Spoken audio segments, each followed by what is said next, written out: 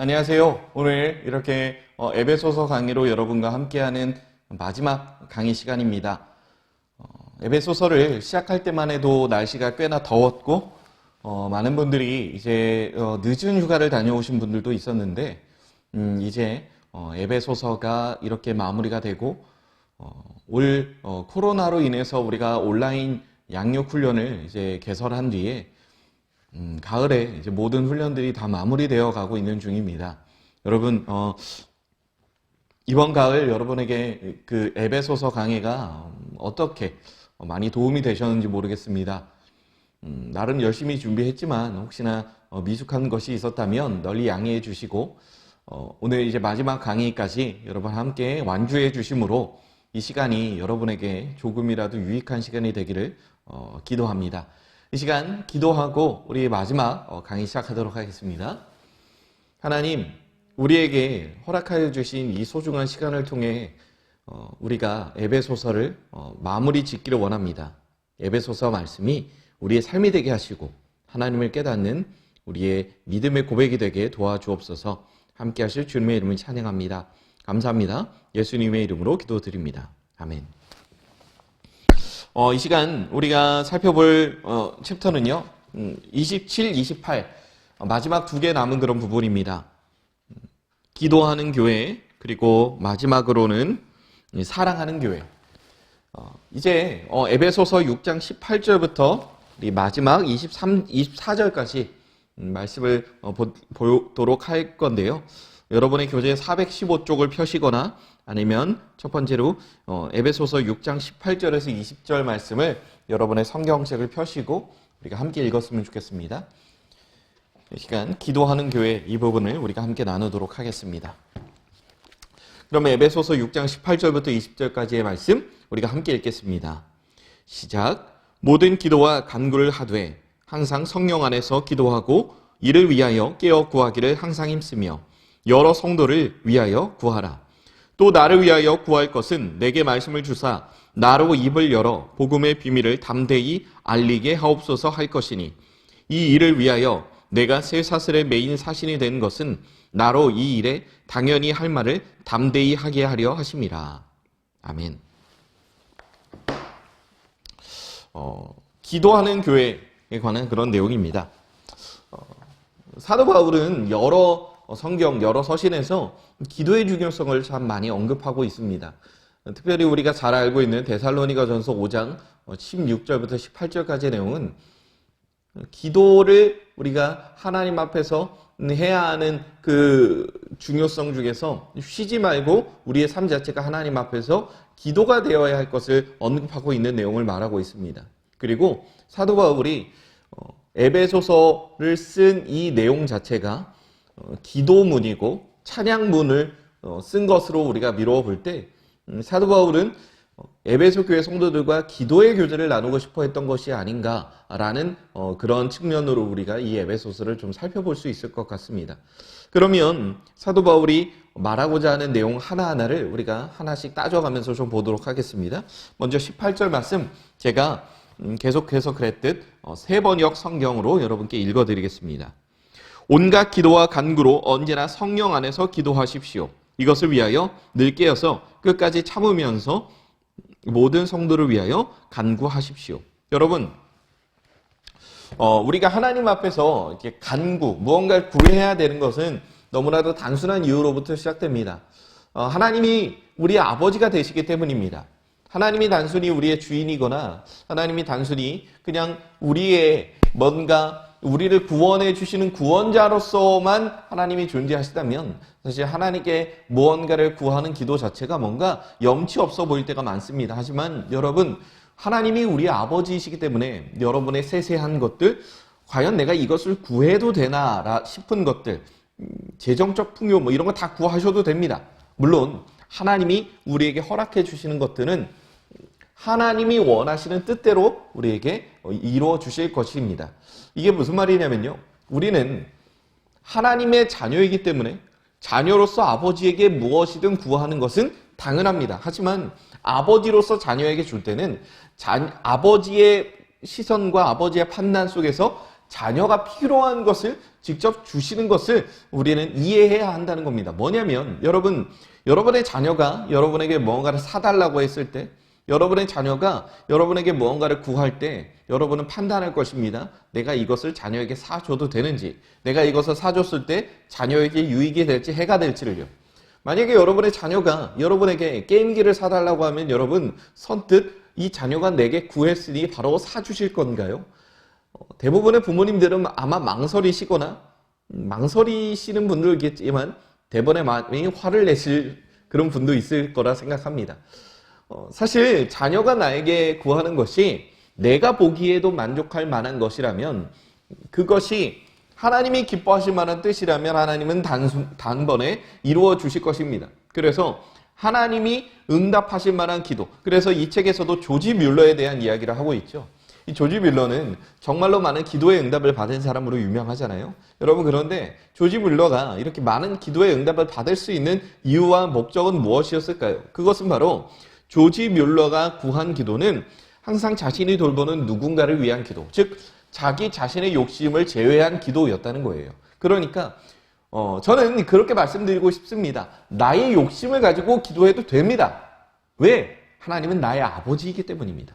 나의 부족한 기도 가운데도 하나님은 역사하실 수 있고, 하나님은 그렇게라도 나에게 나오시는 것을 기뻐하십니다. 구약 성경에서 제가 굉장히 좀 충격적이었고 눈여겨봤던 부분이 있습니다. 뭐냐면, 여러분, 구약 성경에서 북이스라엘의 정말로 악한 왕이었던 이세벨 왕비의 게임에 빠져 정말로 악한 왕의 최악의 노릇을 했던 아합 왕이라는 사람이 있지 않습니까? 근데 그 아합 왕이 나봇이라는 사람의 포도원을 탐냅니다. 내가 저 땅을 가졌으면 좋겠다. 그렇게 시름 앓고 끙끙 앓고 있던 아합을 향해서 이세벨이 계략을 하나 꾸며주죠. 나봇이 왕을 모독하고 하나님을 모독했기 때문에 나봇을 죽여라. 그래서 그렇게 나봇을 돌로 쳐서 죽여서 나봇이 갖고 있던 포도원을 아합 왕이 빼앗습니다. 그러자 엘리야가 아합을 찾아가서 당신이 하나님의 심판을 받아 죽게 될 것입니다. 그렇게 예언을 하죠. 그랬더니 이제 아합은 악한 왕이긴 했지만 마음이 굉장히 여리고 약한 왕이었어요. 그래서 하나님 앞에서 자신의 죄에 대해서 이게 근심하면서 시름시름 앓으면서 하나님께 반성했더니 하나님은 그런 아합의 마음을 들어주시고 아합의 기도를 들어주셔서 아합 때에는 그 심판을 내리지 않겠다라고 말씀하세요. 여러분, 그런데 아합의 자녀가 아합과 같이 기도했다면 어떻게 됐을까요? 저는 하나님이 그때에도 심판하지 않으셨을 거라 생각합니다.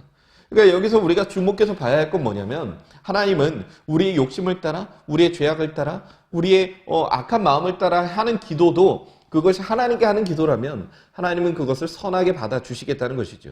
그리고 그것을 하나님이 기뻐하시는 뜻대로 이루어 주실 거라는 얘기입니다. 우리가 무언가를 기도한다고, 우리가 무언가를 구한다고 우리가 구하는 그대로를 하나님이 주신다는 게 아니라 아버지이신 하나님이 우리에게 걸맞는, 우리에게 맞는 것을 주신다는 겁니다. 그러니까 조지 뮬러가 기도의 응답을 받은 정말로 중요한 비결은 뭐냐? 바로 조지 뮬러는 가장 근본적으로 하나님의 나라와 하나님의 의를 구하는 기도를 드렸다는 거예요. 그래서 이렇게 많은 하나님의 나라와 하나님의 의를 구하는 기도를 많이 드렸기 때문에 자신의 욕심과 자신의 무언가를 위해서 기도한 것이 아니라, 조지 뮬러의 기도의 대부분은 하나님의 나라와 의를 구하는 자기의 유익을 뺀 기도였기 때문에 그만큼 훨씬 더 많은 응답을 받을 수 있었다는 것이죠. 여러분, 그렇기 때문에 간구하는 기도를 성령 안에서 한다. 그리고 특별히 누구를 위해서요? 다른 성도들을 위해서요.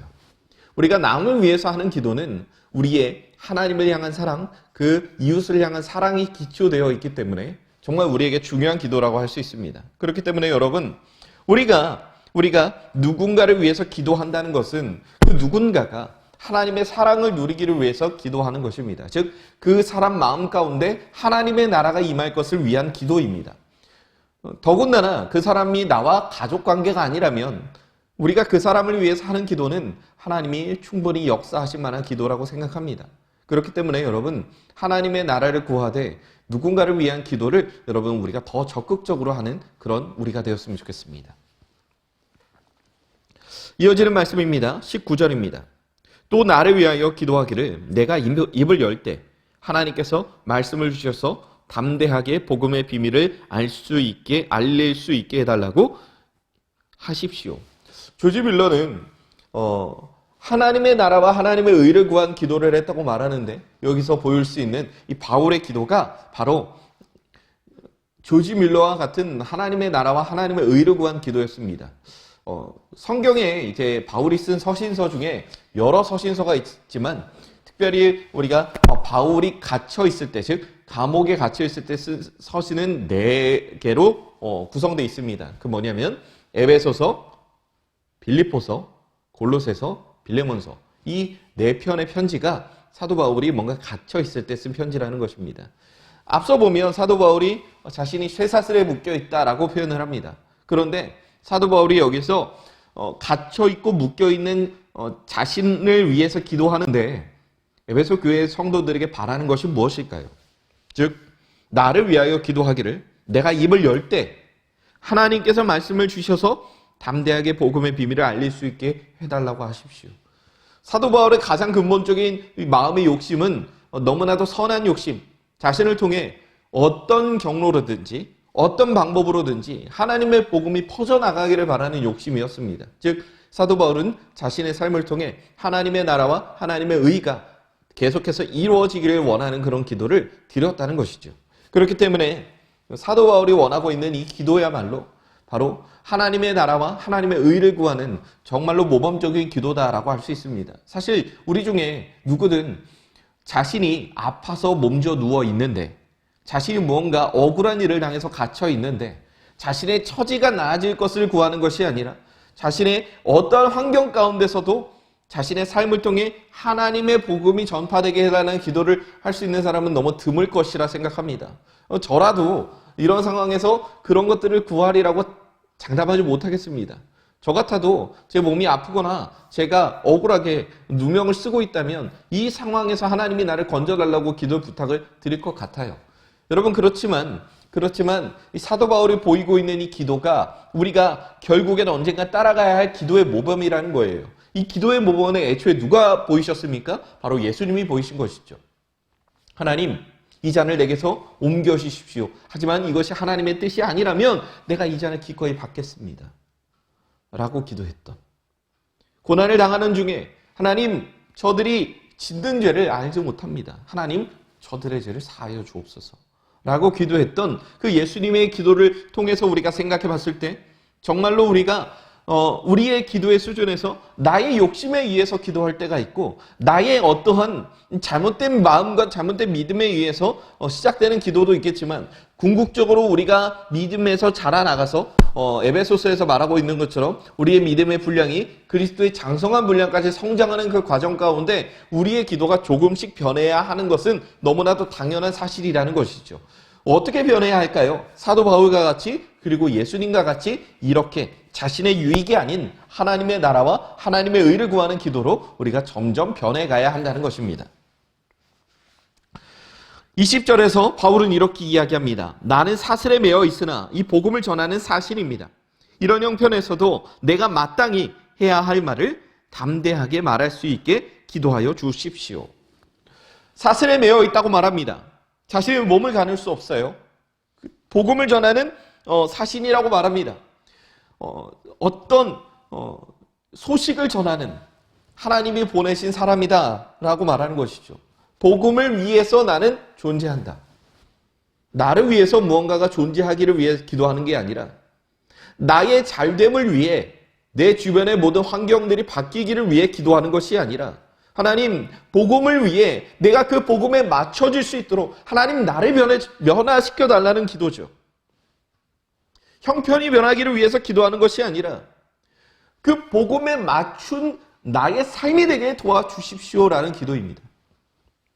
이 기도가 사실 어떻게 보면 제가 갖고 있는 수준에서도 잘 이해가 되지 않는, 너무나도 엄청나고 대단한 기도라고 생각합니다. 어떤 형편에서도, 이런 형편에서도 내가 마땅히 할 말을 담대하게 말할 수 있게. 그것이 무엇이겠습니까? 바로 복음의 복음을 전하는 데 있어서 내가 실수하지 않게 해달라고 구하는 기도죠. 왜 구합니까? 자신의 가침이 하나님의 유익이 되게 하기 위해서, 나의 가침이 복음의 유익이 되게 하기 위해서, 내가 갇혀서 나의 가침으로 많은 자유인들을 복음을 통해 죄에 갇혀 있는 자들에게 자유를 선포하게 되는 일이 일어나게 되기를 구하는 것이죠. 그리스도인의 궁극적인 삶의 지향점은 바로 이것으로 가야 한다는 것입니다. 그리스도인은요, 교회로 오래 다닐 때 자신의 유익을 위해서 기도할 수 있습니다. 전혀 그것이 잘못된 기도가 아닙니다. 그런데 우리의 신앙의 연수가 쌓이고 쌓일수록, 우리의 신앙의 수준이 오르고 오를수록 우리의 기도는 점점 이 바울과 같은 기도로 변모해야 함을 우리가 기억하시기 바랍니다. 그러면 이렇게 말씀하실 수 있을 것 같아요. 나를 위해 기도하지 않으면 내가 너무 불안합니다. 라고요. 여러분, 그런데 우리가 그러면 이런 부분을 생각할 수 있겠죠. 하나님은 내가 구하지 않아도 나의 사정을 아십니다. 하나님은 내가 구하지 않아도 들의 백합화가 홀로 자신의 힘으로 살아가는 것이 아니듯 나의 삶 가운데 모든 필요를 채워주시는 분입니다. 내가 하나님의 나라와 하나님의 의를 구하며 나아갈 때 나에게 필요한 모든 것을 더해 주시겠다고 하는 하나님의 약속은 그저 그 기약 없는 약속이 아니고 장난이 아닌 것이죠. 하나님은 그 약속을 이루기 위해서 신실하게 우리의 길을 인도하고 계십니다. 그렇다면 우리가 해야 할 것은 하나님이 정말 그런 분인지 내가 보겠습니다. 내가 진정으로 하나님의 나라와 하나님의 의를 구하며 나아가겠으니 하나님, 나의 삶을 어떻게 인도하시는지 그 하나님의 손길을 내가 경험하기를 원합니다. 저는 우리 모든 성도님들이 바로 이러한 믿음의 수준으로 나아갔으면 좋겠습니다. 저도 처음에 제가 기도할 땐 하나님, 제가 앞으로 살아가는 데 있어서 부족한 것이 많고 먹고 살아가는 길이 너무 막막할 때가 많습니다라는 기도를 많이 했었어요. 그런데 제가 신학을 하겠다고 결심한 뒤에 이제 청년 시절에 제가 그때 이제 교회에서 매일매일 이제 저녁 기도회가 있었거든요. 근데 그 매일매일 저녁 기도회를 이제 담임 목사님 혼자서 인도를 하셨는데요. 저는 이제 그때 가서 매일매일 1시간씩 기도를 했었습니다. 20대 중반의 청년이 25, 6 이쯤 되는 그 청년이 그런 데 가서 하루 종일 그렇게 교회 봉사도 하고 기도를 한다는 거 지금 생각해 보면 나 그때 진짜 열심히 신앙생활 했구나라는 생각을 합니다. 그런데 그때 제가 하나님께 드렸던 기도는 바로 이런 것이었어요.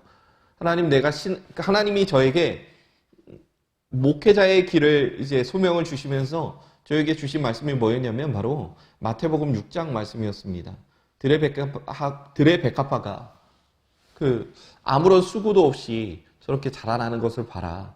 내가 너의 길을 책임질 테니 너는 하나님의 나라와 하나님의 의를 구하라는 그 말씀을 저에게 주셨어요. 제가 저기 강원도 태백에 있는 예수원이라는 곳에 가서요. 일종의 좀 기도원이라고, 수도원, 기도원 뭐 이런 느낌으로 생각하시면 될 것 같아요. 그래서 거기 가서 기도하면서 말씀을 읽으면서 하나님, 나에게 주신 소명이 목회자의 소명이 맞다면 하나님, 내가 기꺼이 그 길을 가겠습니다라고 기도를 했어요.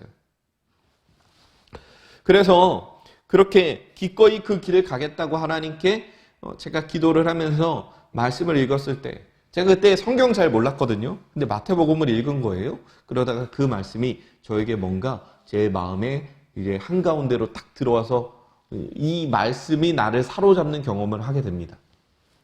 하나님, 나 가진 것도 쥐뿔도 없고, 저는 제가 무슨 재능이 있는지도 잘 모르겠고, 제가 목회에 어울리는 사람인지도 잘 모르겠습니다.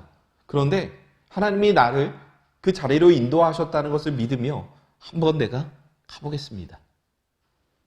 그냥 가는 게 아니라 내가 할 수 있는 최선을 다해서 가보겠습니다. 그래서 저는 그 길로 제가 하던 공무원의 모든 준비를 다 뒤로 접어두고 부모님께 가서 말했죠. 하나님을 믿지 않는 부모님에게요. 내가 신학교에 가서 목사가 되겠다고요. 집은 난리가 났습니다. 그래서 제가 했던 선택은 서울에 가서 일단 스터디를 해야 됐어요. 제가 신대원을 입학할 때만 해도, 신학대학원을 입학할 때만 해도 그렇게 간단하게 들어가지 못했거든요. 꽤 오랜 기간 동안 공부를 해야 겨우겨우 들어갈 수 있었던 상황이었습니다. 그래서 제가 이제 고시원 총무를 하면서 이제 고시원 총무를 하면 이제 고시원을 좀 봐주고 한 달에 한 45만 원 정도의 돈을 받고요. 방 하나를 제공받고 거기에 이제 쌀밥, 라면, 김치 뭐 이 정도는 제공을 받아요. 그리고 사장님이 종종 와서 밥도 사주시고 하니까 사실 아껴만 쓰면 그래도 어느 정도 생활이 유지가 되는 상황이었어요. 웬만한 강의 같은 거는 인터넷으로 결제해서 듣고 스터디 왔다 갔다. 그래서 스터디 가까이 갈 수 있는 그 스터디 모임을 하나 찾아서 거기 출석하면서 열심히 공부를 했습니다. 근데 처음에 이제 제가 전에도 설교 중에 한번 말씀을 드렸는데 그 전년도에 나왔던 시험 문제를 풀어보니까 제 성적이 막 32점이 나오는 거예요. 100점 만점에. 너무 충격을 받아서 나 공부 진짜 열심히 해야겠다. 나 이렇게 넋 놓고 있다가는 나 안 되겠다. 그래서 그날부터 공부를 정말 열심히 했습니다. 정말 열심히 했어요. 제 인생에서 다시는 그렇게 못할 정도로. 많이 한 날은 하루에 14시간씩 하고 평균 아무리 못해도 8시간에서 10시간은 꼬박 계속 맨날 했던 것 같아요. 열심히 성경을 봤고요. 제가 그때 봤던 과목이 영어 시험, 그리고 국어, KBS 한국어 능력 시험을 봤거든요. 그리고 성경. 이 세 과목을 봤는데요. 그 세 과목 다 어떻게든 잘 보려고 정말로 많은 노력을 했습니다. 그래서 정말로 많은 노력을 한 만큼 하나님이 저에게 은혜를 주셨던 것 같아요.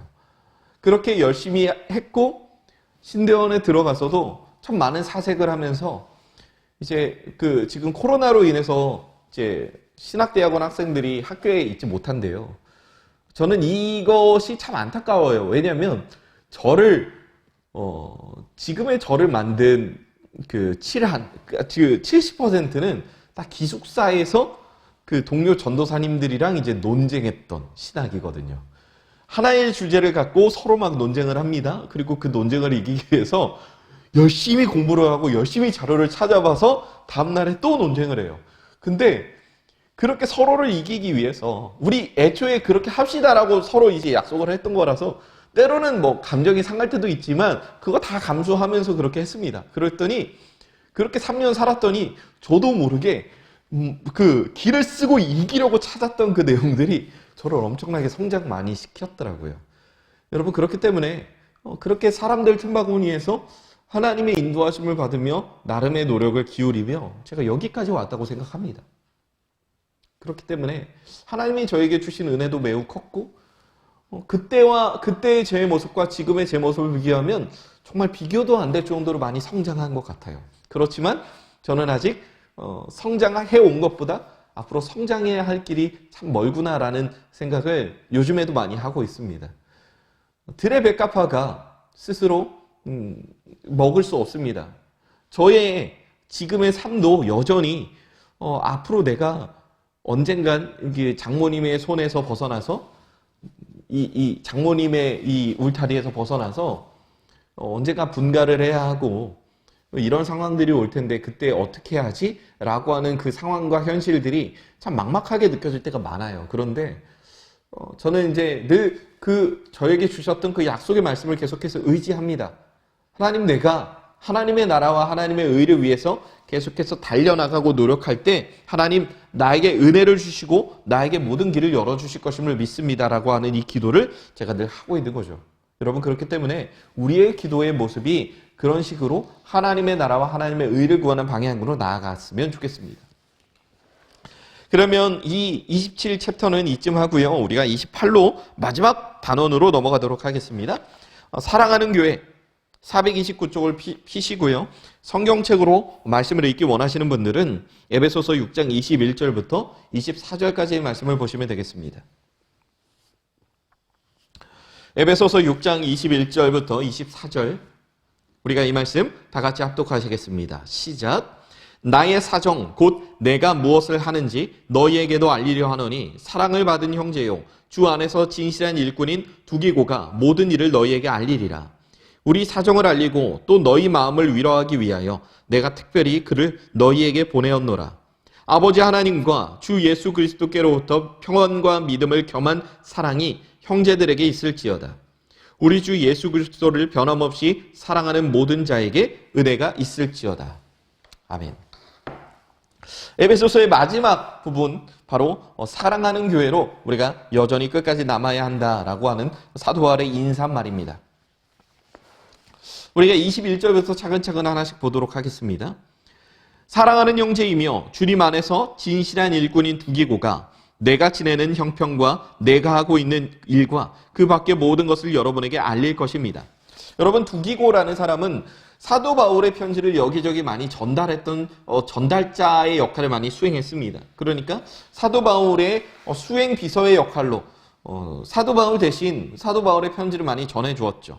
당시 편지를 전한다는 건 지금처럼 교통편이 많이 여의치 않은 수단에 편지를 전해주는 메신저가 굉장히 신뢰할 만한 사람이어야 했습니다. 왜냐하면 중간에 편지의 내용을 고쳐버릴 수도 있으며 그 편지를 엉뚱한 곳에 배달할 수도 있으며 그 편지를 자신이 어떻게 중간에 훔쳐버릴 수 있다는 것이죠. 그러니까 편지를 배달하는 사람은 편지를 쓴 사람은 이 편지를 전달할 때 그 전달자를 무한히 신뢰할 수밖에 없었다는 얘기입니다. 그런데 사도 바울이 두기고를 이렇게 설명합니다. 사랑하는 형제, 주님 안에서 진실한 일꾼 두기고. 그러니까 이 두기고는 나의 심부름꾼이 아니라 나와 동등한 형제이며, 그리고 또 하나 주님 안에서 진실하고 정직한 사람이다 라고 하는 것이죠. 두기고는 여러분 앞에서 거짓말을 할 사람이 아니다. 나는 이 사람을 향해 하나님의 마음으로 이 사람을 품으며 신뢰하며 나갑니다. 여러분이 이 편지를 받아서 이 사람과 함께 이 편지를 함께 나누어 주세요라고 하는 것이죠. 내가 지내는 형편과 내가 하고 있는 일과 그 밖의 모든 것을 여러분에게 알릴 것인데, 두기고가 하는 말이 다 맞습니다. 두기고가 여러분에게 정말로 정확한 정보를 전해줄 겁니다. 두기고가 하는 말이 여러분에게 나의 소식을 전달하는 정말 중요한 통로가 되기를 원합니다 라고 그렇게 말하고 있는 겁니다. 22절입니다. 우리의 사정을 알리고 또 여러분의 마음을 위로하게 하려고 나는 그를 여러분에게 보냅니다. 여러분 신기하지 않으세요? 사도 바울이 감옥에 있는데 사도 바울이 하기를 원하는 건 우리의 사정을 알리는 것, 그리고 에베소 교회 성도들에게, 감옥에 있지 않은 에베소 교회 성도들을 위로하는 것. 반대가 되어야 하지 않을까요? 근데 사도 바울은 나의 사정을 알리고 여러분을 위로한다라고 말하고 있습니다. 그래서 두기고를 보낸다는 거예요. 그만큼 두기고가 정말 사도 바울에게 있어서 믿을 만한 일꾼이자 믿을 만한 동역자였다는 것이죠. 여러분, 우리는 이 땅에 하나님의 말씀을 가지고 온 그런 하나님의 사실입니다. 하나님의 말씀을 이 땅에 전해야 하는 그런 사람들이에요. 그래서 우리가 정말 주목해서 봐야 되는 건 사도 바울이 교회와 어떤 성도에 관해서 규정을 짓고 있는 에베소서 초반부 말씀을 보면 우리가 이 땅에서 하나님의 편지다, 그리스도의 편지다라고 말하고 있어요. 여러분, 편지의 특성이 뭐죠? 바로 두기고가 전하고자 하는 바울의 메시지를 전하는 것과 같은 마찬가지입니다. 우리가 그리스도의 편지라는 것은 그리스도 예수님이 이 땅에 보내고자 하는 메시지를 우리의 삶을 통해서 전하고자 하시는 대로 우리가 세상 사람들에게 읽혀져야 한다는 것이죠. 우리는 우리의 의지와 우리의 뜻대로 나의 생각대로 이 세상을 살아가는 것이 아니라 하나님의 뜻을 품은 자로 이 세상에 읽혀질 때 하나님은 이런 분이다, 그리스도는 이런 분이다 라는 사실을 우리의 삶을 통해 알려져야 한다는 것이죠. 바로 그 두기고의 역할을 우리가 해야 한다는 겁니다. 누구를 위한 두기고일까요? 바로 예수님을 위한 두기고의 역할, 하나님을 위한 두기고의 역할을 바로 우리가 해야 한다는 것이죠. 이 땅에 그리스도의 편지로 존재하는 우리의 정체성이 바로 이렇게 진실한 일꾼인 두기고의 모습처럼 우리가 살아갔으면 좋겠습니다. 23절입니다. 아버지 하나님과 주 예수 그리스도께서 성도들에게 평화를 내려주시고 믿음과 더불어 사랑을 베풀어 주시기를 빕니다. 아버지 하나님과 주 예수 그리스도께서 성도들에게 이제 앞서 그 초반부에 했던 그 평화, 그 샬롬, 에이레네를 다시 한번 구하고 있죠. 그리고 믿음과 더불어 사랑을 베풀어 주시기를. 왜? 지금 사도 바울의 말씀을 통해서 우리가 예측할 수 있는 건 뭐냐면 22절에서 여러분의 마음을 위로한다라고 하는 것. 에베소 교회에 지금 무슨 일이 있는지는 잘 모르겠어요. 그렇지만 에베소 교회에 위로할 만한 일이 있는 건 사실입니다. 정확히 어떤 일이 있기 때문에 위로해야 하는지에 대해서 사도 바울은 다른 여러 가지 서신서들에는 그 이유에 대해서 비교적 명확하게 서술을 해놓지만 이 에베소서에서는 이상하게 그 일에 대해서 명확하게 서술해 놓지는 않고 있죠. 그런데 여러분의 마음을 위로하게 한다는 건 바로 이 사랑을 통해 여러분의 마음이 위로를 받았으면 한다는 거죠. 24절입니다. 우리 주 예수 그리스도를 변함없이 사랑하는 모든 사람에게 은혜가 있기를 빕니다. 우리 주 예수 그리스도를 변함없이 사랑하는 사람. 여러분, 저는 이런 말씀 드리고 싶습니다. 우리의 신앙생활의 핵심, 우리의 신앙생활에 정말로 우리가 계속해서 지켜나가고자 하는 것, 그것은 바로 하나님을 향한 우리의 사랑입니다. 우리의 신앙생활에 변질되지 않으려면 하나님을 내가 지금도 여전히 사랑하고 있는지 그거 하나만 체크하면 됩니다. 너무 단순해요. 제가 굉장히 존경하는 신학자인 조나단 에드워즈라고 하는 분이 있어요. 그런데 그분이 신앙 감정론, 그러니까 우리가 이 세상을 살아가면서 신앙을 통해서 느끼는 그런 감정들을 이렇게 정리하는, 그것이 우리가 신앙을 통해서 내가 은혜를 받았다라고 말하잖아요. 근데 그 은혜를 받았다는 게 사실 우리의 감정의 영역일 경우가 많아요. 나의 마음이 기쁘다, 나의 마음이 감동이 된다, 나의 마음에 어떤 기쁨이 생기고 감동이 생겨서 눈물이 난다, 그런 여러 가지 감정들이 하나님과 상관이 있는지 하나님과 상관이 없는지를 나눠서 쓴 거예요. 어떤 공식적으로 그걸 나눈 게 아니라 이 조나단 에드워즈 같은 얘가 너무나도 기가 막혀서 저는 그 내용을 한번 이해하고서는 제 몸에 전율이 한번 인 적이 있어요. 뭐냐면 여러분, 우리가 그 프리즘이라고 여러분 혹시 기억하실까요? 햇빛을 프리즘에 이렇게 반사해서 비추면 이렇게 우리가 무지개 빛깔이 보이잖아요. 그 무지개 빛깔에 해당하는 색이 바로 빨주, 노초, 파남보잖아요. 그런데 그 무지개 빛깔, 그 프리즘을 통해서 통과하는 그 빛이, 제가 이제 과학 시간에 때 제대로 배운 것이 맞다면 가시광선, 내 눈으로 볼 수 있는 그런 빛이라는 거예요. 빛의 색깔이 거기에 드러나는 거죠. 여러분, 그렇다면 우리가 여기서 기억해야 할 건 하나님의 그 사랑의 빛이 우리에게 그 프리즘을 통과해서 우리에게 나타날 때, 우리라는 프리즘을 통과해서 나타날 때 빨주, 노초, 파남보, 우리 눈에 보여야 마땅한 그 가시광선, 하나님이 주시고자 하는 그 빛, 우리가 볼 수 있는 빛의 그 색깔들이 있잖아요.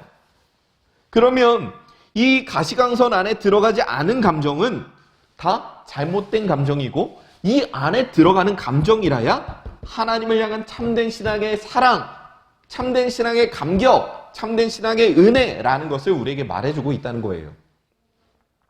그 중에서 제가 굉장히 눈여겨봤던 그런 내용이 있습니다. 뭐냐면 예배 중에 눈물을 흘렸다고 해서 하나님과 상관이 있는 감정은 아니다. 예배 중에 어떤 감동을 받았다고 해서 그것을 은혜 받았다라고 표현하면 안 된다라고 하는 그런 내용들이 있었다는 거죠.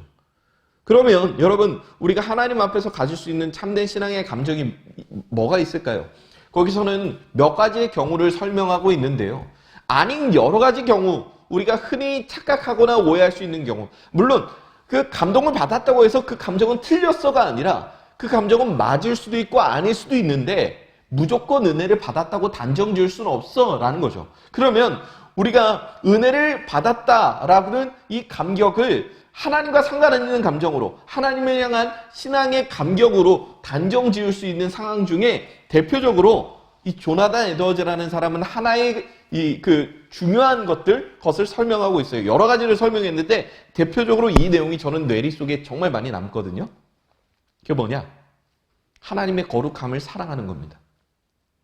거룩하다는 건 뭘까요? 죄가 없다는 거죠. 여러분, 우리의 삶 속에서 참 맑은 사람이 있잖아요. 무언가 때묻지 않은 순수한 사람, 무언가 굉장히 순수하고 착하고 한없이 부드러울 것 같은 그런 사람이 있잖아요. 여러분, 그 사람 앞에 서면 우리의 마음이 어떻죠? 무장해제가 되죠. 긴장하지 않죠. 기쁘죠. 그 사람과 함께 있는 게 너무 행복합니다. 그러면 그 사람이 나에게 무언가를 줄 것을 생각하면서 그 사람을 좋아하는 게 아니라 그냥 그 사람 자체와 함께 있다는 그 사실만으로 우리의 마음이 뛸 듯이 기쁘고 행복하다는 거예요. 그것이 조나단 에드워즈가 말하고 있는 참된 신앙의 감정, 그 대상이 바로 하나님이라는 거죠. 하나님이 나에게 무언가를 해주시기 때문에 내가 하나님 앞에서 감격을 누리는 건 참된 신앙의 감정일 수도 아닐 수도 있어서 이것이 하나님께 내가 은혜를 받았다는 증거는 될 수 없다. 그렇지만 하나님이 내게 주시든 주시지 않든 거룩하신 하나님, 죄가 없으신 하나님으로부터 우리가 사랑의 감정을 느낀다면 그것은 참된 신앙의 감정이다 라고 말하는 거죠. 여러분, 하나님 사랑하십니까? 하나님이 나에게 뭘 해주셔서 사랑하십니까? 아니면 그저 우리 찬송가에도 있잖아요. 구주를 생각만 해도 이렇게 좋거든. 하나님을 생각했을 때 우리의 마음이 정말 행복하냐는 거죠. 저는 늘 이 질문이 우리의 신앙생활 속에서 늘 끊이지 않게 있어야 한다고 생각합니다. 내가 하나님을 향해 올바른 길로 나아가고 있는가? 내가 하나님의 올바른 길로 인도함을 받아서 나아가고 있는가? 바로 이러한 신앙의 감정을 여러분이 잘 점검하시기 바랍니다. 바라는 것은 이 에베소서를 들으시는 모든 분들이 저는 정말 하나님을 사랑했으면 좋겠습니다. 하나님이 나에게 무언가를 행하셨기 때문에 사랑하는 게 아니라 그냥 하나님 자체를 사랑했으면 좋겠습니다. 죄가 없는 정말로 순수하고 완전 무결하고 따뜻한 그 존재 앞에 내가 설 수 있다는 것, 그리고 그 존재가 나를 사랑한다는 것. 무언가를 주지 않아도 그 관계 가운데 한없는 따뜻함과 사랑을 느낄 수 있는 저와 여러분이 되었으면 좋겠습니다. 이렇게 우리가 에베소서 말씀을 살펴보았는데요. 여러분, 에베소서 말씀을 통해서 여러분 안에 얼마나 하나님의 말씀이 역사했는지 잘 모르겠습니다. 하지만 분명한 것은 하나님은 계속해서 이 말씀을 들으신 이후에 여러분의 삶을 이끌어 가시고 인도하실 것입니다. 그리고 언젠간 제가 했던 여러 가지 말들 속에 하나라도 여러분의 삶에 어떤 상황이 생겼을 때 기억나게 하신다면 저는 그것만으로 하나님께 너무 감사할 것 같습니다. 에베소서, 바로 이것을 통해 우리가 교회됨을 누리고 하나님 앞에서 하나님의 사랑받는 자로 성장해 나가실 저와 여러분이 되었으면 좋겠습니다. 여러분이 이 에베소서 말씀, 그리고 에베소서뿐만 아니라 다른 성경 말씀을 통해서 말씀을 지식적으로 알아가는 즐거움을 넘어서서 이 말씀을 통해 하나님과 동행하는 즐거움을 누리시는 여러분의 삶이 되기를 계속해서 기도하겠습니다. 여러분, 12주 동안 너무나도 고생 많이 하셨고 이 시간이 조금이라도 여러분에게 도움이 되었으면 좋겠습니다. 앞으로 여러분의 모든 양육 훈련과 모든 신앙생활이 하나님과 기쁨으로 동행하시길 바랍니다. 기도하고 모든 시간 마치도록 하겠습니다. 하나님, 우리가 이 에베소서 말씀을 통해서 하나님의 말씀을 우리가 차근차근 하나씩 살펴볼 수 있게 하심을 감사합니다. 하나님은 참으로 사랑의 하나님입니다.